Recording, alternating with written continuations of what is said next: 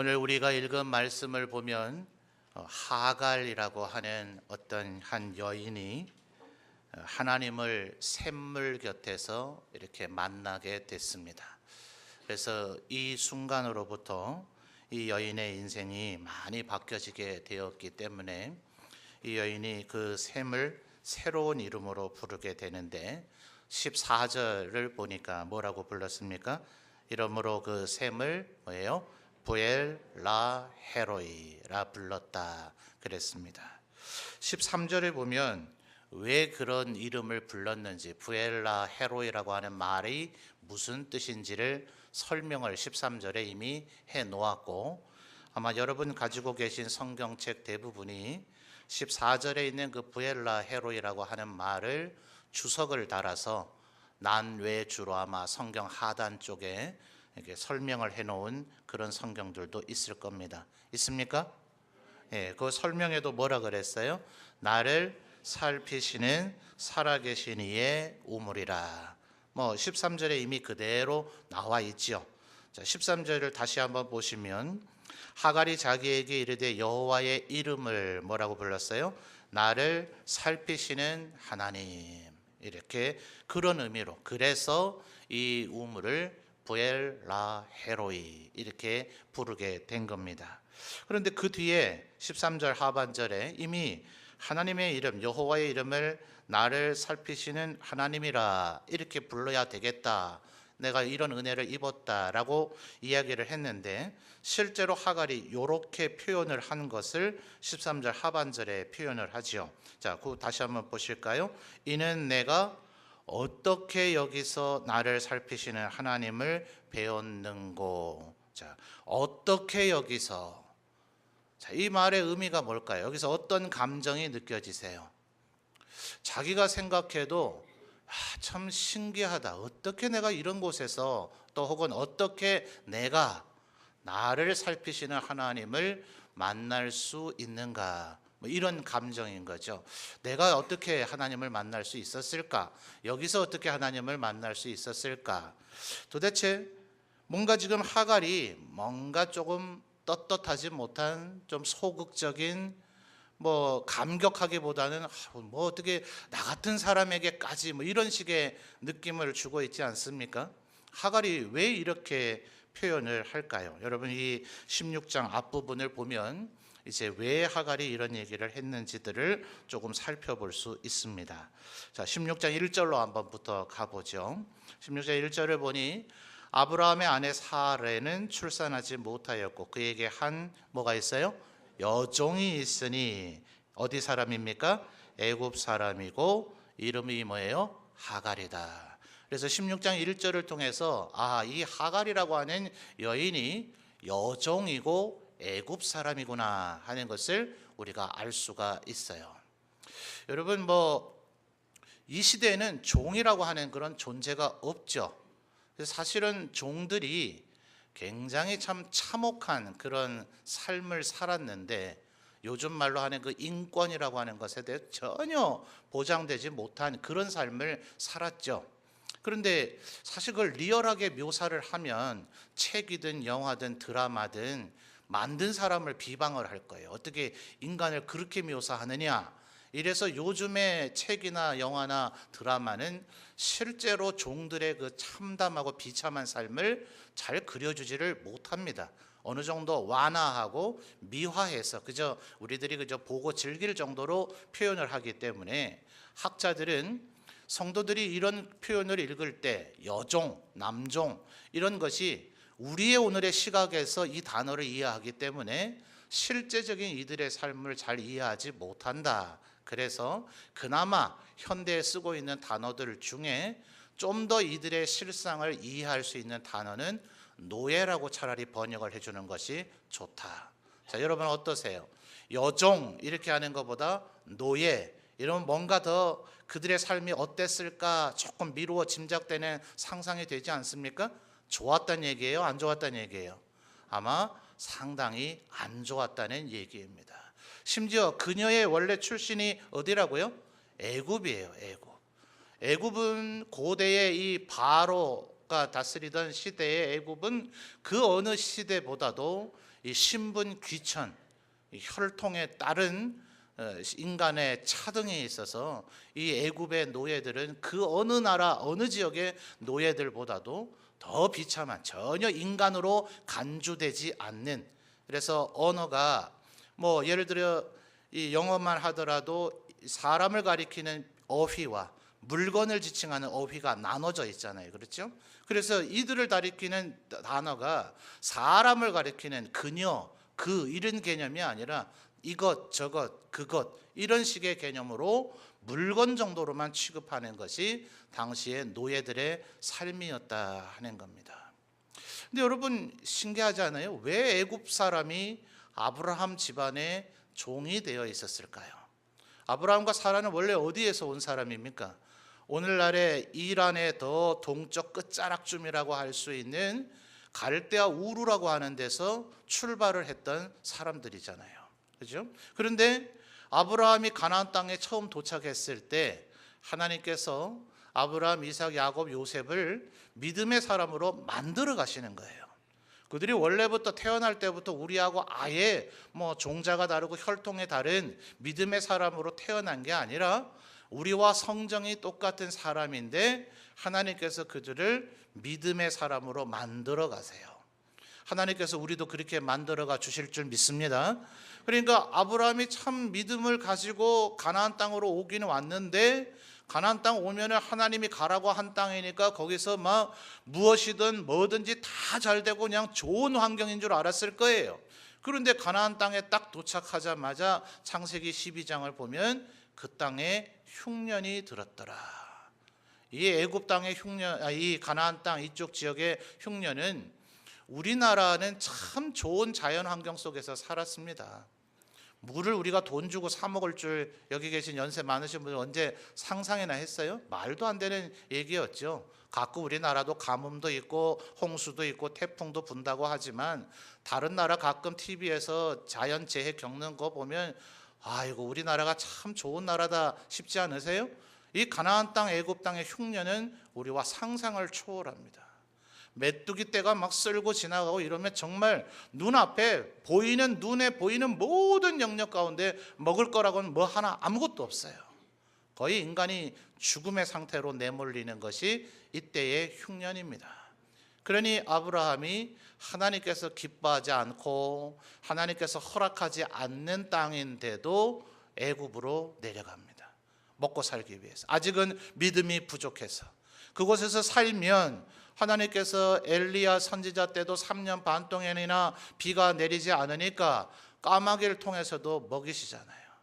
오병이어를 가지고도 먹이시잖아요. 하나님 뭐 무슨 방법으로도 아브라함을 먹이실 수 있을 터인데 아브라함이 아직은 그때는 믿음이 연약한지라 여기다간 죽겠다 싶어서 남쪽으로 내려가다가 거기까지는 아직 가나안 영역이거든요. 그래서 한 발짝 남쪽으로 가니 하나님 뭐라 안 하세요. 한 발짝 더 나가니 또 꾸중 안 하세요. 아이고 이래도 되는가 보다 싶어서 가다 어디까지 갔어요? 애굽까지 가게 된 겁니다. 거기서 사라가 자기 아내라 그러면 자기를 죽이고 사라를 빼앗아 갈까 봐 뭐 했어요? 거짓말해서 이 여인은 나의 동생이다. 절반의 진실이라 그러죠. 실제로 이복 누이였어요. 고대는 이렇게 근친 간에 오히려 결혼을 더 많이 했습니다. 오늘날에도 뭐 100-200년 전까지만 하더라도 주로 각 나라의 왕실에서는 우리 조선이나 동양 쪽은 그렇지 않지만 서양 쪽에서는 왕실들이 오히려 혈통을 보존한다 그래서 일본도 그런 개념들이 좀 있었고요. 그래서 오히려 근친 간의 결혼이 왕실에서는 근대까지도 이어졌습니다. 고대는 더욱더 횡행해 있었죠. 그러니까 실제로 이복 누이였어요. 실제로 이복 누이였기 때문에 자기 아내라는 말만 안 했다 뿐이지 절반의 진실인 거죠. 사실관계를 다 얘기한 게 아니라 누이 여동생이라는 것만 얘기하고 현재는 아내란 얘기를 안 한 것뿐입니다. 그러나 어쨌든 그것도 거짓말은 거짓말이죠. 그로 인해서 바로가 위협을 당했으니 오히려 아브라함이 손해배상을 하든지 바로에게 처벌을 받아도 아브라함은 항변할 말이 없었을 거예요. 그런데 하나님께서 가나안 땅으로 아브라함을 불러오실 때에 하나님이 약속하신 게 있거든요. 창세기 12장 2절과 3절을 보면 그 얘기가 아주 상세하게 기록되어 있는데 7가지의 축복을 약속하십니다. 내가 너를 복을 줄 것이고, 그래서 너는 그 복 자체가 될 것이고, 네가 오히려 다른 사람들에게 복을 나눠주는 존재가 될 것이고, 너를 축복하는 사람은 내가 덩달아 복을 주고, 너를 저주하거나 너에게 위협을 가하는 자는 내가 그냥 두지 않는다. 하나님께서 이 약속을 아브라함, 이삭, 야곱, 요셉에게 뿐만 아니라 오늘날 우리에게까지 철저하게 지키십니다. 여러분, 이 하나님을 온전히 믿으시는 우리 성도님들 되시기를 바라요. 여러분, 언제나 우리가 하나님을 못 믿고, 언제나 우리가 하나님을 의심하고, 언제나 우리가 하나님과 약속을 안 지켜서 문제의 사단이 생기는 거지, 하나님은 언제나 우리를 향한 그 약속을 신실하게 지키세요. 그러니까 바로에게 하나님이 경고하시는 거예요. 이 아브라함은 나의 자녀이기 때문에 혼내도 내가 혼내고 책망을 해도 내가 책망하니 너는 아브라함에게 책임 운운할 권리가 없다. 너는 아브라함에게 처벌할 권리가 없다. 네가 만약 아브라함을 벌주고자 한다면 내가 너를 그냥 두지 않으리라 해서 오히려 아브라함에게 바로가 사라를 되돌려 줄 뿐만 아니라 금은 보화와 종들과 가축까지 그냥 어마어마한 재물을 줘서 니는 아무래도 좀 내 곁에 있으면 좀 위험한 존재니까 가도 뭐 이렇게 되는 겁니다. 바로 그때에 애굽 여인이었던 하갈이 바로의 일종의 보상품, 선물의 개념으로 아브라함 집에 합류가 되어진 겁니다. 근데 여러분, 하나님께서 아까 어떻게 했다고요? 가나안 땅에 흉년이 들면 아브라함 살기 위해서라도 북쪽에 뭐 해쪽서 영역으로 시리아로 올라가든지 아니면 남쪽으로 애굽으로 가든지 일단 피해야 된다라고 얘기하셨어요? 하나님 뜻이 아니에요. 하나님 뜻은 언제나 아브라함, 이삭, 야곱, 요셉에게, 물론 후대의 아브라함에게 이제 약속을 하십니다. 만약 그들이 애굽 땅으로 가는 것이 하나님 뜻이었다면 갈대우르에서 나온 것과 아무런 차이가 없습니다. 애굽의 특징이 뭐냐? 여러분, 갈대아 우르나 애굽이나 오늘날의 인도나 일본이나 똑같은 것은 그 땅에 있는 사람 수보다 귀신 수가 더 많아요. 실제로 귀신이 거기 있다는 것이 아니라 그럴 정도로 우상 숭배가 아주 횡행한 곳이 그곳입니다. 오죽하면 그 탈무드의 이 아브라함 집에 대한 전설 같은 이야기가 그 아버지가 우상을 만들어 팔아먹고 사는 이였다 하는 얘기가 나오잖아요. 그래서 그렇기 때문에 갈대우르에서 그냥 둔 채로 너의 본토, 친척, 아비 집에 있는 그대로는 그 우상 숭배의 문화에 쩌들어 있는 가운데서는 아브라함이 믿음의 사람으로 거듭날 수가 없기 때문에 갈대우르에서 끄집어내신 거예요. 그런데 또 다른 귀신과 우상 숭배가 잡신들이 그렇게 많은 애굽 땅에 가는 것 하나님께서 원하시겠냐고요? 원하지 않으시죠. 그래서 여러분, 하갈이라고 하는 여인은 단순히 혈통적으로 애굽 여인이었다는 게 문제가 아니라 바로 그 우상 숭배가 횡행하고 있는 땅, 거기에서 온 여인이에요. 하나님을 섬길 줄 알까요? 하나님에 대해서 뭔가 숭배하고 하나님을 잘 섬겨야 되겠다는 마음가짐이 되어 있을까요? 그 마음이 전혀 되어 있지 못한 사람입니다. 그래서 나중에 아들이 태어나는 게 누구예요? 이스마엘이죠. 나중에 창세기 뒷부분을 보면 그 이스마엘을 결혼시키는데 결국 누구랑 결혼시킬까요? 자기 친정, 자기의 원래 민족이었던 애굽 여인과 짝을 지어줍니다. 그러니 그 이스마엘도 결국은 하나님을 모르는 그런 사람으로 자라가게 되어져 버려요. 더군다나 이제 이 하갈, 이 애굽의 여인이었던 이 사람이 이 아브라함 집에 살다가 사라가 아기를 못 낳잖아요. 그러니 이제 어쩔 수 없이 인간적인 선택이었고 잘못된 선택이었죠. 그러나 사라가 자기 생각에는 이렇게 해서라도 애를 낳아야 되겠다. 왜냐? 3절을 보십시오. 16절 3절의 하반절을 보면 아브라함의 아내 사레가 그 여종 애굽 사라 하갈을 데려다가 그 남편 아브라함에게 뭐를 줬어요? 첩으로 준 때는 아브라함이 가나안 땅에 거주한 지 얼마요? 10년. 하나님께서 이 땅에 오자마자 하신 약속의 말씀이 너의 후손이 하늘의 별과 같이 땅의 모래와 같이, 여러분 몇 개입니까? 몇 개예요? 지난 20세기에 칼 세이건이라고 하는 미국의 천문학자가 우주라고 하는 단어가 꽤 여러 가지가 있죠. 뭐 유니버스라고 하는 단어도 있지만 우리 가을에 피는, 요새는 가을 아닌데도 막 피더라고요. 코스모스라고 하는 꽃과 스펠링도 똑같은 단어가 우주라는 의미를 가지고 있어요. 그래서 이 칼 세이건이라고 하는 천문학자가 코스모스란 제목으로 우주에 대해서 책을 쓴 것이 지난 20세기에 우리나라에도 번역이 돼서 한때 베스트셀러에 오르고 그랬습니다. 근데 이 사람이 뭐 관측하고 연구하고 나사 팀들이 다 연구한 거겠죠. 그들의 표현으로 하면 10에 30몇 승인가, 그걸 수치를 뭐라고 불러야 되는지 모르겠어요. 우리 그다음에 뭡니까? 그다음 뭐예요? 잘 모르시죠? 예, 그다음부터는 우리가 잘 안 쓰는 단어라서 몰라요. 경이라든가 뭐도 있고 가면 하여튼 우리 동양적인 중국권의 수치 개념으로 가장 쓴 수치가 무량대수라 그럽니까? 아마 그랬던 것 같아요. 그거보다 훨씬 더 큰 수치입니다. 뭐가 그렇다고요? 아브라함의 후손이 그렇게 되리라 하나님께서 말씀하신 거예요. 하늘의 별과 같이 땅의 모래와 같이. 근데 지금 아브라함과 사라 사이에 자식이 있어요, 없어요? 없어요. 단 하나도 없어요. 그러고서 10년의 세월이 흐르니 사라의 이 일도 어떤 한편에서는 우리가 이해해 줄 수 있는 것이죠. 그래서 하갈을 아브라함에게 첩으로 줍니다. 근데 그 다음에 문제가 4절에 생겨요. 자, 4절 보시죠. 4절 여러분이 한번 읽어주세요. 시작.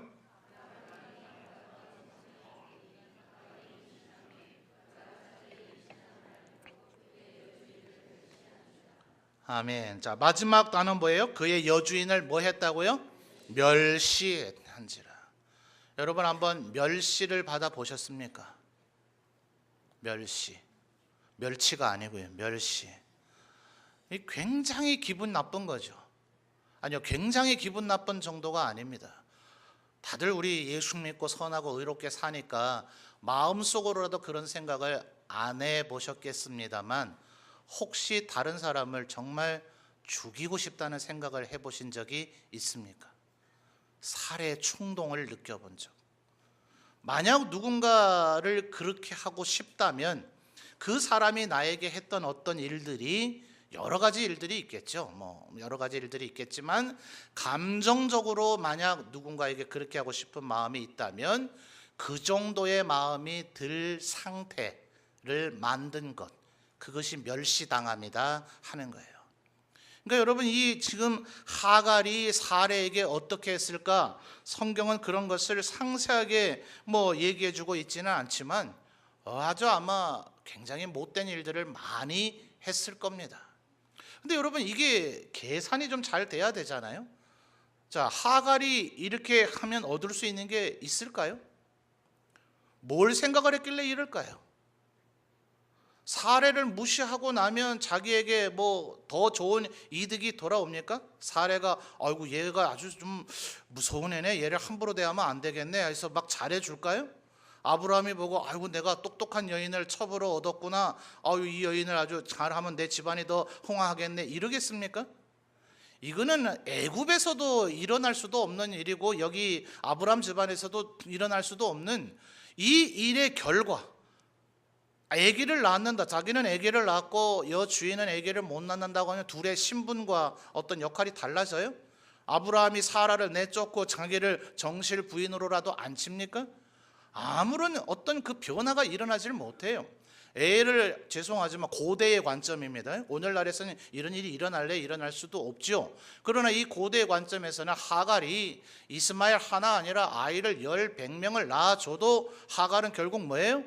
결국은 3절에서 표현한 것처럼 첩이요, 1절에서 표현한 것처럼 여종의 신분인 것이지, 그 아이들도 나라와 시대 따라서 정실 부인의 아들 적손과 서자 개념이 차등이 있던 시절이 있고 안 그런 시절이 있지만, 그래봐야 어쨌든 이스마엘은 서자라고 하는 그 신분을 벗어날 수가 없습니다. 근데 뭐 때문에 이렇게 할까요? 계산이 안 되는 거예요. 그러니까 하갈이라고 하는 여인이 뭡니까? 여러분, 우리도 한번 생각을 해보세요. 어떤 인간관계이든지 어떤 일이든지 나중에 한참 지내놓고 모든 일이 다 벌어지고 나면 내가 그때 왜 그랬을까?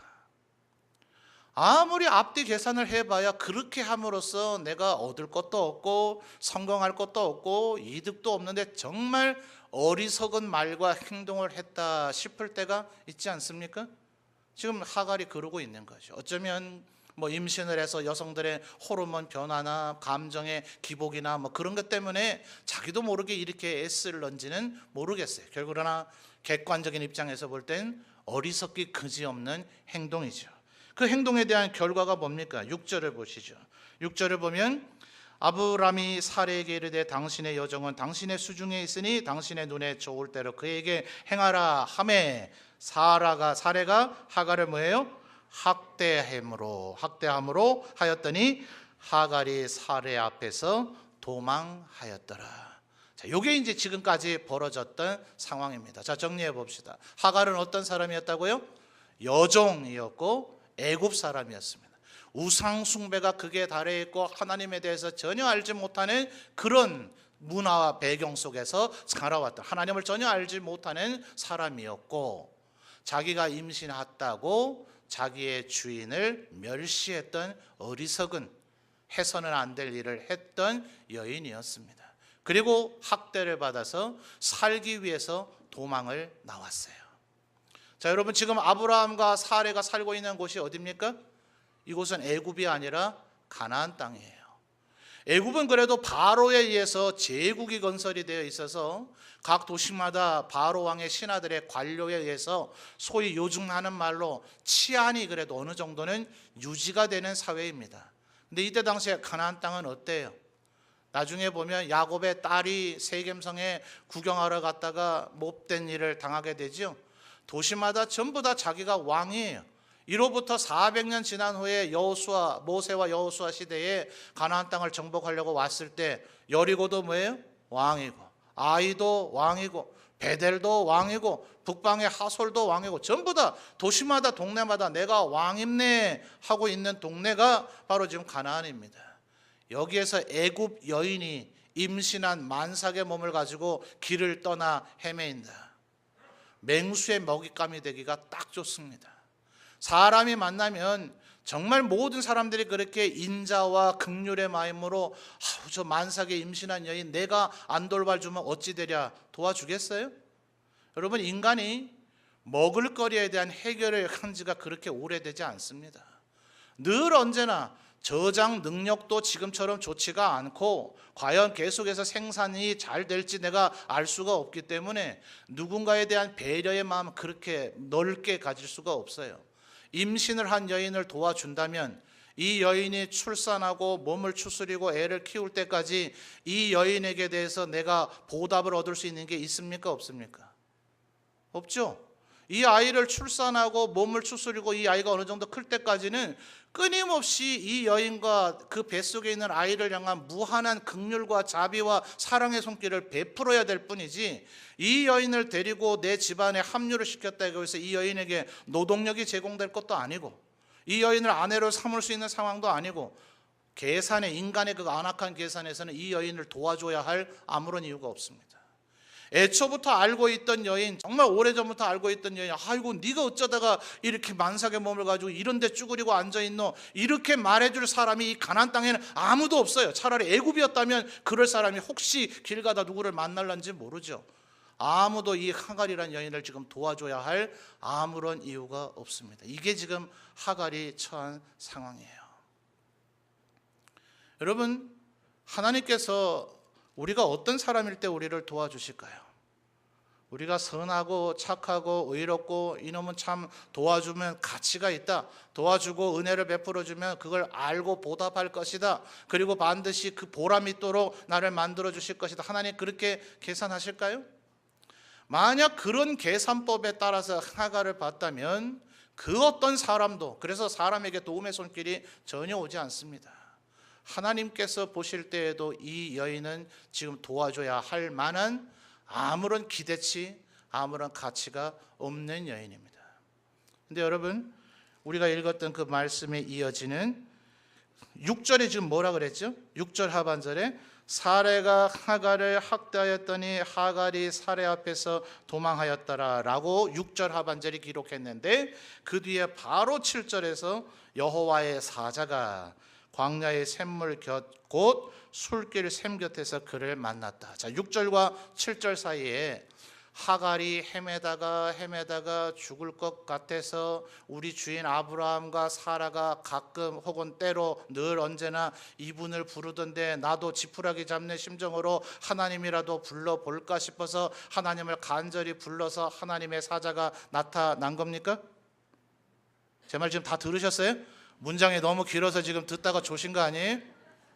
하갈이 지금 막 죽을 위기를 계속 찾아 헤매다가 하나님 잘 모르지만 그동안 하나님 찾은 적이 없지만 아브라함과 사라가 보니까 힘들고 어렵고 문제 생기면 하나님이란 분 찾던데 그때 도와주던데 우리 왕 바로가 그래서 나를 이 집에 여종으로 주었던데 아이고 나도 뭐 답답한데 하나님이라도 한번 불러볼까 해서 하나님을 이 하갈이 믿음도 없는 마음을 하나님을 간절히 찾았기 때문에 하나님께서 지금 나타나셨냐고요.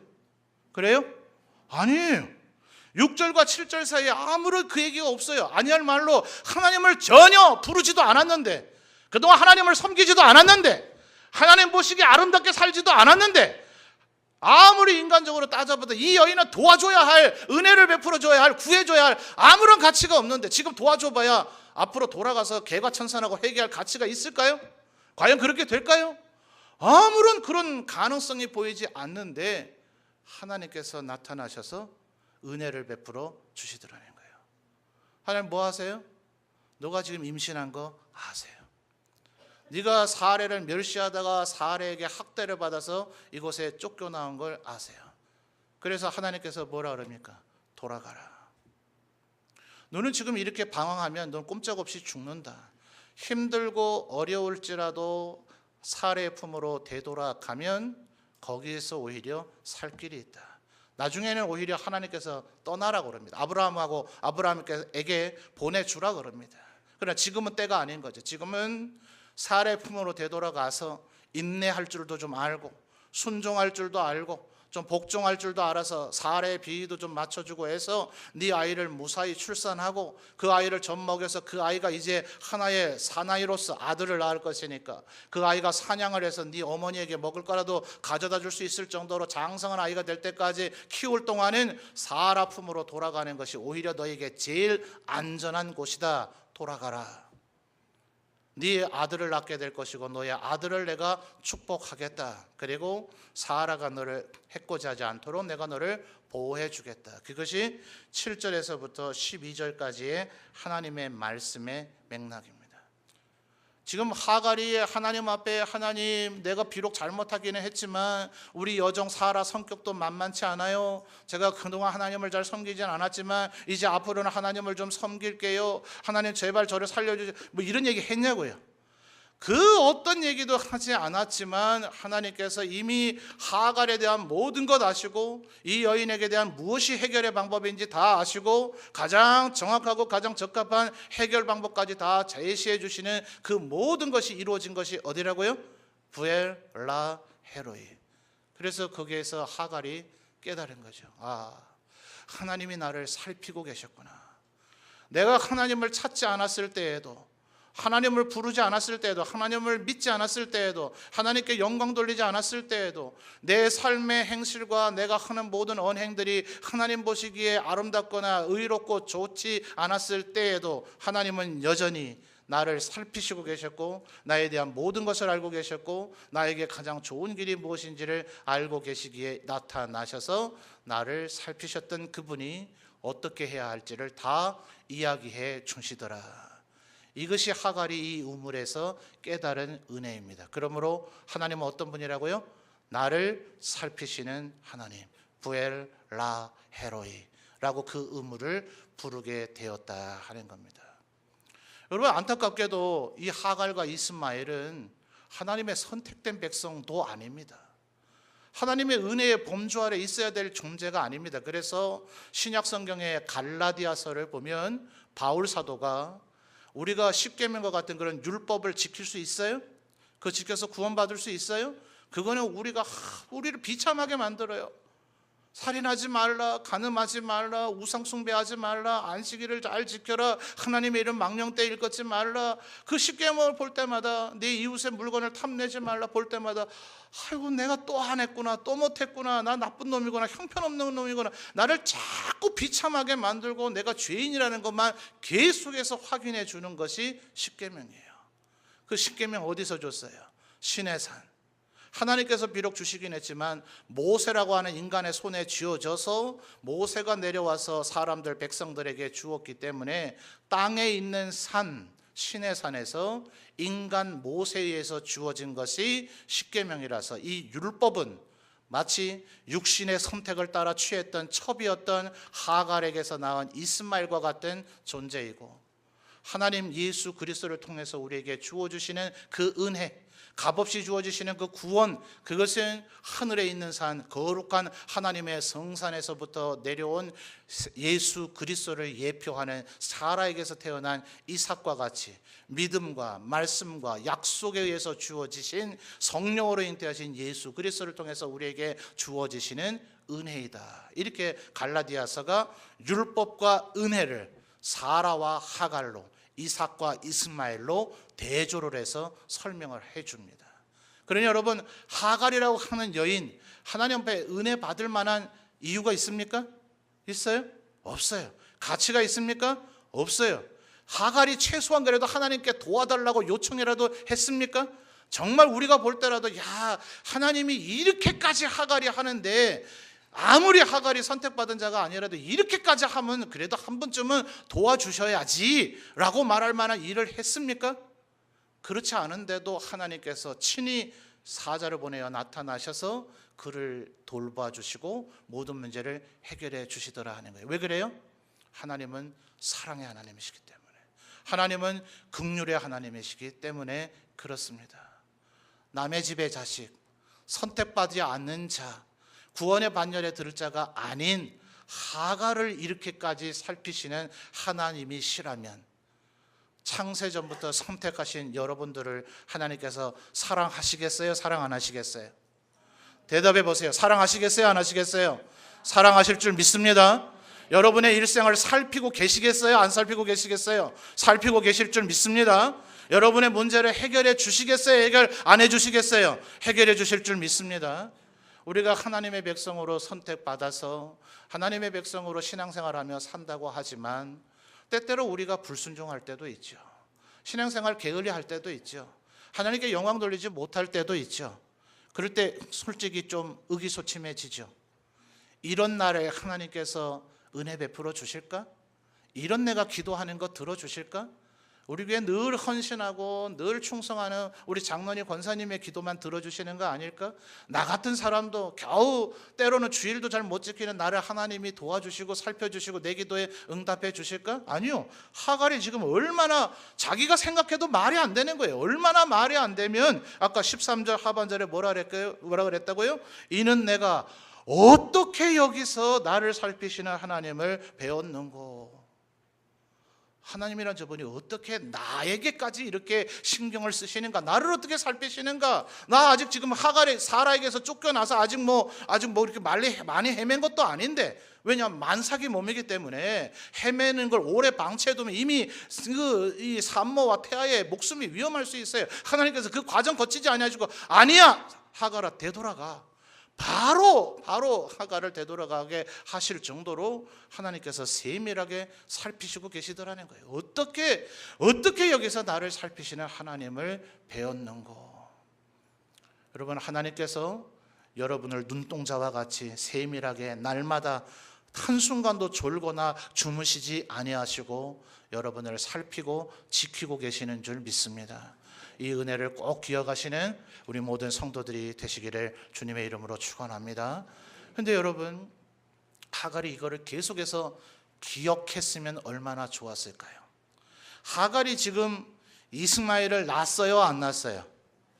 낳았어요, 안 낳았어요? 아직 안 낳았어요. 그러면 사라가 임신을 했어요, 안 했어요? 그러면 사라의 아들 이삭이 태어났어요, 안 태어났어요? 지금 하갈이 이곳을 부엘라 헤로이라고 부를 때는 이삭은 어머니 뱃속에조차도 있지도 않았어요. 그런데 안타깝게도 하나님께서 하갈에게 이렇게 은혜를 베풀어 주셨지만 이 이후에 창세기 아무리 기록을 봐도 하갈이나 이스마엘이 부엘라헤로에 왔다는 얘기는 찾아볼 길이 없습니다. 근데 엉뚱한 사람이 이 근처 와서 늘 헤매요. 두 구절만 얼른 찾아볼까요? 창세기 24장 62절입니다.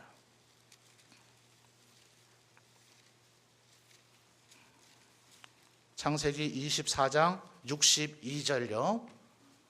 찾으신 분만 아멘요? 예, 대부분 찾으신 것 같아요. 24장 62절 같이 읽겠습니다. 시작.